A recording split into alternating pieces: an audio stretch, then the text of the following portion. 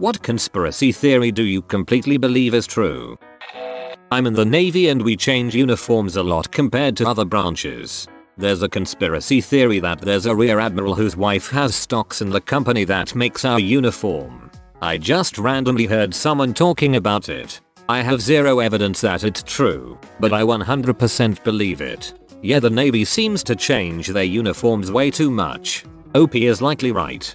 The military is the human centipede of nepotism spending. If private companies want to make any money off the military, you better hire influential ex-military. I worked for one of these companies. We supplied software for Navy aircraft systems. They spent millions for this software. The company that was providing the software was run by an ex-high-ranking Navy man, puppet seer. The software was the exact same they already had and owned intellectual rights to, an older version. By the time this shooty-run company provided the Navy with this new copied version of the software, the tech stack was already so outdated and the original software vendor had better versions. I was told it was over 100 million spent. This for something they already had. College board isn't non-profit. Every high school student just sighed in understanding. Teachers too. I used to start my AP Psych class, do you want to pass a test or learn some sweet crap about your brain? Once I knew the two kids who cared about the test, the class was super fun, and I just gave extra test prep to the kids who wanted it. Usually had a handful pass and none of the bullshit teaching to a test. Man, frick college board. All my homies hate college board. Shelly Miscavige is either dead or being held prisoner by the Church of Scientology. Aren't they the only two options available for her? Witness protection, I guess? I like that there is the possibility of a positive reason she's missing.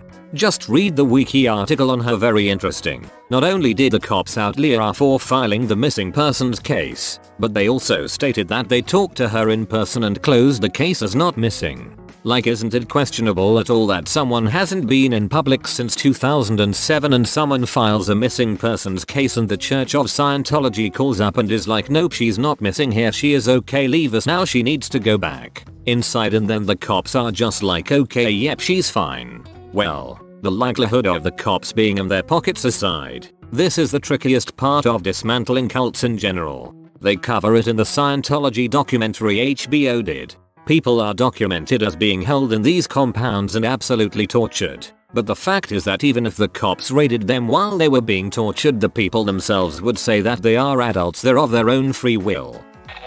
J. Edgar Hoover had ties to the mob and gave preferential treatment to certain crime families organizations while crushing others. Also, his stranglehold on American intelligence made him a figure presidents feared. My understanding was that, specifically, the mob had photos of him and his boyfriend doing, you know, boyfriend stuff. Which is a pretty intense threat when you're the no queers or commies guy. They had a habit of staying at a mob-owned hotel together. Awful compromising position to put yourself in if you're the surveillance czar, and a hell of a coincidence at that.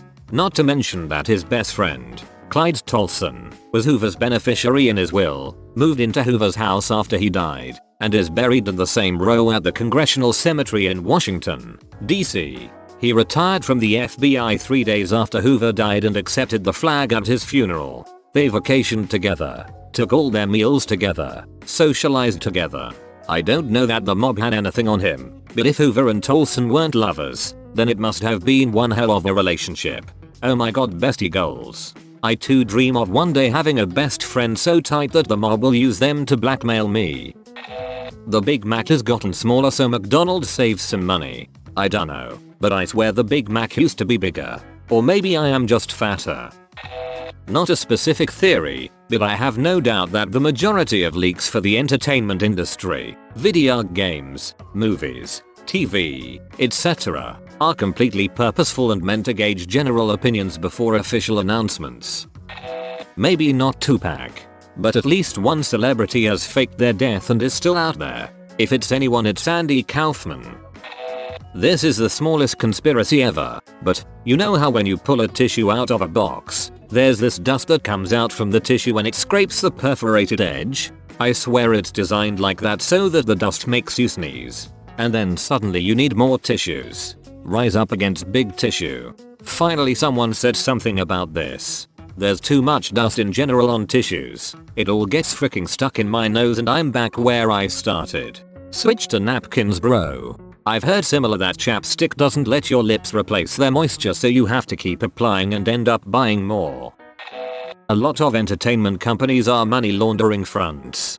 Don't even get me started on Entertainment 720. Prestige Worldwide 2. A Huff and Dobek production. Boats and Hose. The Department of Transportation bought way too many orange barrels, so most of them have to be stored on highways. You deserve an upvote. I literally travel past miles of barrels on a daily basis and rarely see anyone working. I saw a really informative response about this the other day. I wish I could even remember what sub it was in. But the part that stuck with me was they said they'll put the barrels out once to avoid moving them on and off the road repeatedly, and that in the early phases of construction a lot of the work is surveying etc and then waiting for approvals or whatever. So somebody is out there for an hour or two infrequently during a week or month, but the time and cost, labor to move the barrels back and forth doesn't make it worth it for brief trips. I still to this day believe that for every sock that goes missing in your dryer it turns into a Tupperware lid in your cabinet that fits nothing. I have seen no evidence to disprove this.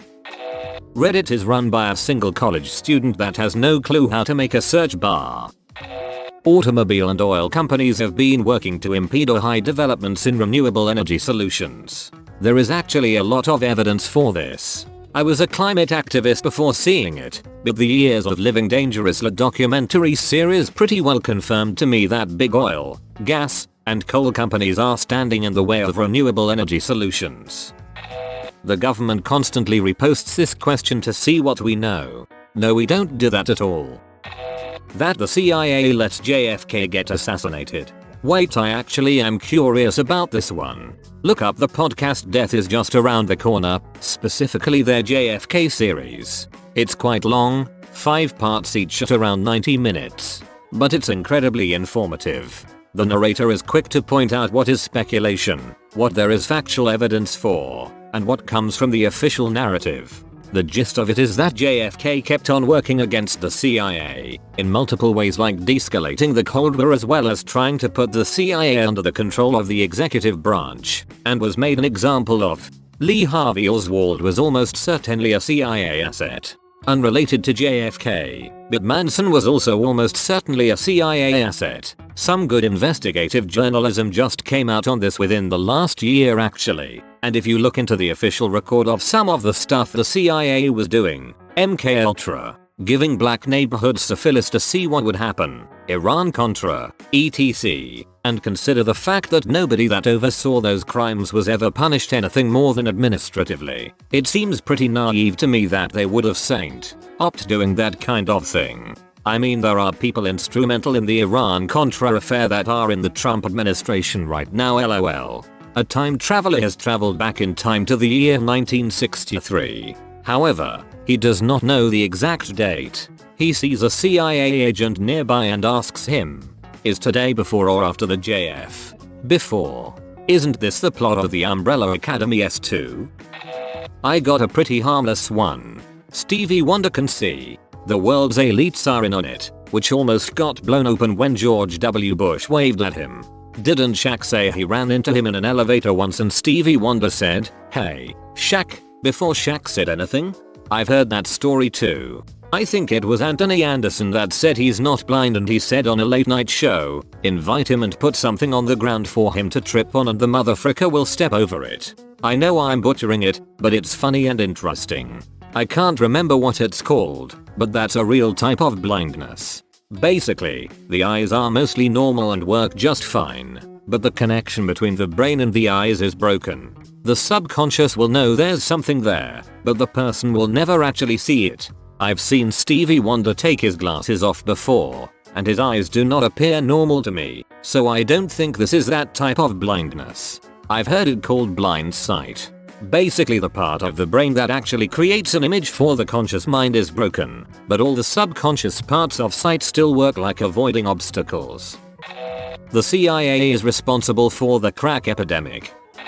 I believe conspiracy theories are the ultimate conspiracy. They send the message that there is some invisible hand controlling things, meaning there's nothing you can do to change it.